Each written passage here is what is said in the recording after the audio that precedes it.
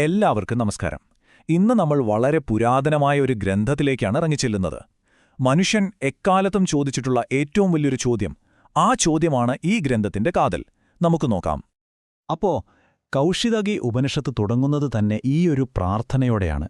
എന്റെ സംസാരം മനസ്സിനെയും മനസ്സ് സംസാരത്തെയും ആശ്രയിച്ചിരിക്കട്ടെ എന്ന്. ശരിക്കും പറഞ്ഞാൽ ഈ ജ്ഞാനത്തിലേക്കുള്ള നമ്മുടെ യാത്രയ്ക്ക് എത്ര മനോഹരമായ ഒരു ധ്യാനാത്മകമായ തുടക്കമാണിത്, അല്ലേ? ഇനി നമ്മൾ തുടങ്ങുന്നത് ഒരു ഉത്തരത്തിൽ നിന്നല്ല, മറിച്ചൊരു ചോദ്യത്തിൽ നിന്നാണ്. അതും സാധാരണ ഒരു ചോദ്യമല്ല, ഏറ്റവും വലിയ ജ്ഞാനികളെപ്പോലും ഒരു നിമിഷം നിശ്ശബ്ദരാക്കിയൊരു ചോദ്യം. കഥ തുടങ്ങുന്നത് ഇങ്ങനെയാണ്. ചിത്രൻ എന്നു പേരുള്ള വലിയൊരു ജ്ഞാനി, ഒരു പണ്ഡിതൻ. അദ്ദേഹത്തിനു വേണ്ടി ഒരു യാഗം നടത്താൻ വന്നത് ശ്വേതകേതു എന്ന ഒരു യുവ പുരോഹിതനാണ്. ആ സമയത്താണ് ചിത്രൻ ആ ചെറുപ്പക്കാരനോട് വളരെ ലളിതമെന്ന് തോന്നുന്ന പക്ഷെ വളരെ ആഴമുള്ളൊരു ചോദ്യം ചോദിക്കുന്നത്. ആ ചോദ്യം ഇതാണ്: നമ്മൾ മരിച്ചു കഴിഞ്ഞാൽ പിന്നെ എന്ത് സംഭവിക്കും? സത്യം പറഞ്ഞാൽ ഈ ഒരൊറ്റ ചോദ്യമാണ് ഈ ഉപനിഷത്തിലെ എല്ലാ ചിന്തകളെയും മുന്നോട്ട് കൊണ്ടുപോകുന്നത്. നമ്മളിൽ പലരും എപ്പോഴെങ്കിലുമൊക്കെ സ്വന്തത്തോട് ചോദിച്ചിട്ടുള്ളൊരു ചോദ്യമല്ലേ? പക്ഷേ ആ പുരോഹിതന്റെ മകന് ശ്വേതകേതുവിന് ഉത്തരം അറിയില്ലായിരുന്നു. അതിലും രസകരമായ കാര്യം, അവൻ പോയി അവന്റെ അച്ഛനോട് ചോദിച്ചു. അച്ഛൻ ആരാണെന്നോ? മഹാനായ ഗുരു ആരുണി. അദ്ദേഹത്തിനും ആ ഉത്തരം അറിയില്ലായിരുന്നു.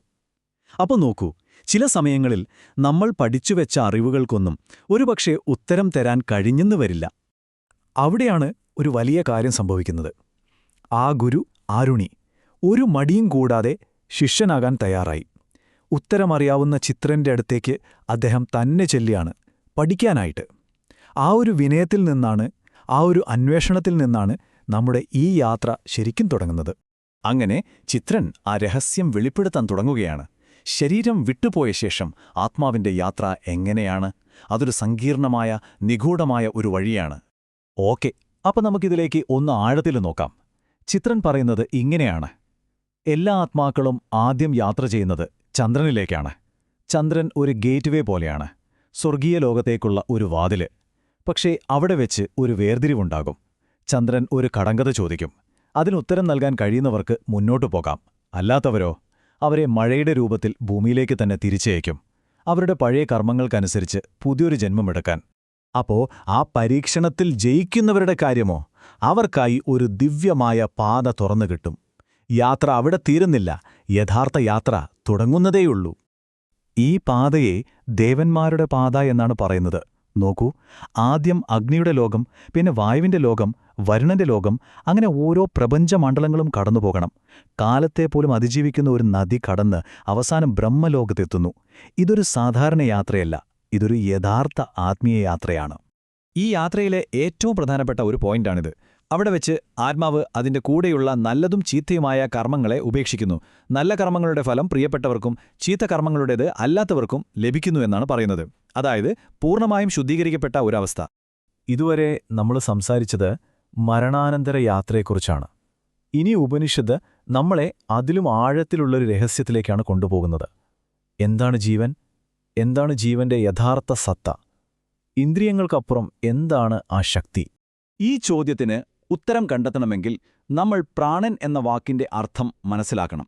പ്രാണൻ എന്ന് പറഞ്ഞാൽ വെറുതെ ശ്വാസമല്ല, അത് ജീവശക്തിയാണ്. ശരീരത്തെ ചലിപ്പിക്കുന്ന, എല്ലാത്തിനെയും ഒന്നിപ്പിക്കുന്ന ആ അടിസ്ഥാന ഊർജം. ഉപനിഷത്തുകൾ പറയുന്നത് പ്രാണൻ തന്നെയാണ് ബുദ്ധിമാനായ ആത്മാവ് എന്നാണ്. ഇതൊന്ന് നോക്കൂ, അപ്പോൾ കാര്യം വ്യക്തമാവും. ഒരാൾക്ക് സംസാരിക്കാൻ പറ്റിയില്ലെങ്കിലും ജീവിക്കാം, കാഴ്ചയില്ലാതെയും കേൾവിയില്ലാതെയും ജീവിക്കാം, അല്ലേ?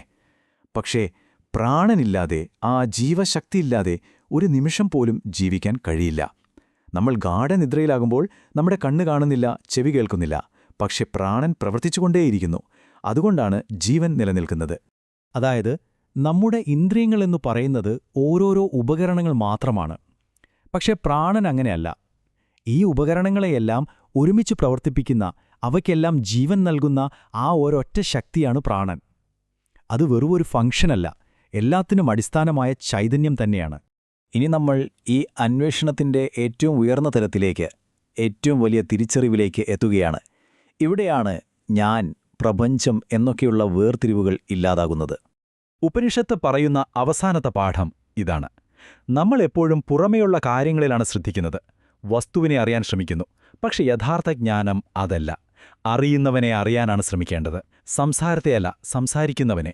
രൂപത്തെയല്ല കാണുന്നവനെ, പ്രവൃത്തിയെയല്ല ചെയ്യുന്നവനെ, മനസ്സിനെയല്ല ചിന്തിക്കുന്നവനെ, ആ സബ്ജക്റ്റിനെയാണ് നമ്മൾ അറിയേണ്ടത്. ഇതിനർത്ഥം എന്താണെന്ന് വെച്ചാൽ ബുദ്ധിയുടെ ഘടകങ്ങൾ, അതായത് കാണുന്നവൻ, കേൾക്കുന്നവൻ, ചിന്തിക്കുന്നവൻ, അതും അസ്തിത്വത്തിന്റെ ഘടകങ്ങൾ, അതായത് കാണപ്പെടുന്നത്, കേൾക്കപ്പെടുന്നത്, ചിന്തിക്കപ്പെടുന്നത്, ഇവ രണ്ടും പരസ്പരം ആശ്രയിച്ചാണ് നിലനിൽക്കുന്നത്. രണ്ടും രണ്ടല്ല. ഒരു ചക്രത്തിന്റെ ആരക്കാലുകൾ അതിന്റെ നടുവിലുള്ള കുടത്തിൽ ഉറപ്പിച്ചിരിക്കുന്നതുപോലെ ഇവ രണ്ടും ഒരേ യാഥാർത്ഥ്യത്തിൽ ഉറച്ചു നിൽക്കുന്നു. അങ്ങനെ നമ്മൾ ആ പരമമായ സത്യത്തിലേക്കെത്തുന്നു. അവൻ ഞാൻ തന്നെയാകുന്നു. ഇതോരോരുത്തരും അറിയണം. സർവ്വതിനെയും നിയന്ത്രിക്കുന്ന, ഈ ലോകത്തെ സംരക്ഷിക്കുന്ന ആ പരമമായ ചൈതന്യം, അത് ഞാൻ തന്നെയാണ് എന്ന തിരിച്ചറിവ്. അപ്പോൾ ഉപനിഷത്ത് നമ്മളെ പഠിപ്പിക്കുന്നത് കാണുന്ന വസ്തുവിനേക്കാൾ പ്രധാനം കാണുന്നവനാണ് എന്നാണ്. അങ്ങനെയാണെങ്കിൽ ഒരു ചോദ്യം ബാക്കിയാണ്. നിങ്ങൾ യഥാർത്ഥത്തിൽ എന്തിനെയാണ് അറിയാൻ ശ്രമിക്കുന്നത്? ഈ ചോദ്യം നിങ്ങൾക്കായി വിട്ടുതരുന്നു. പ്രപഞ്ചത്തിന്റെ രഹസ്യങ്ങളിലേക്കല്ല, നിങ്ങളുടെ ഉള്ളിലേക്ക് തന്നെ നോക്കാനുള്ളൊരു ചോദ്യം.